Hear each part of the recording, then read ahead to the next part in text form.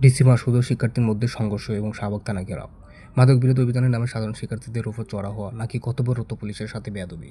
সোহরাওয়ার্দী উদ্যানে ডিসি মাসুদের উপস্থিতিতে ঘটে গেল তুলকালাম কাণ্ড। ঘটনার ইতিহাস শাহবাগ থানা ঘেরাও করল ক্ষুব্ধ শিক্ষার্থীরা।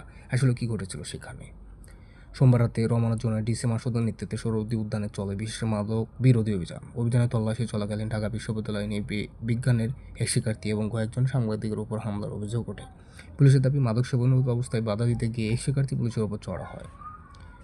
পরিস্থিতি নিয়ন্ত্রণে আনতে গিয়ে এক পর্যায়ে শুরু হয় ধস্তাধস্তি। অভিযোগ উঠেছে, সাধারণ শিক্ষার্থীদের আটক করে উত্তম মাধ্যম দেওয়া হয়েছে, এমনকি পেশাগত দায়িত্ব পালনকালে লাঞ্ছিত হয়েছে গণমাধ্যম কর্মীরাও। প্রত্যক্ষদর্শীদের মতে, ডিসি মাসুদের উপস্থিতিতেই পুলিশের মারমুখী আচরণ মুহূর্তেই রণক্ষেত্রে পরিণত হয় উদ্যান এলাকা। সহপাঠীর ওপর হামলার খবর ছড়িয়ে পড়লে ক্ষোভে ফেটে পড়ে ঢাকা বিশ্ববিদ্যালয়ের সাধারণ শিক্ষার্থীরা। মঙ্গলবার দুপুর থেকে মিছিল নিয়ে শাহবাগ থানা ঘেরাও করে তারা। শিক্ষার্থীদের দাবি, দেশের মেধাবী শিক্ষার্থীদের ভাবমূর্তি নষ্ট করতেই সুপরিকল্পিতভাবে এই হামলা চালানো হয়েছে। তারা ডিসি মাসুদ সহ দায়ী পুলিশ কর্মকর্তাদের দৃষ্টান্তমূলক শাস্তি দাবি জানায়।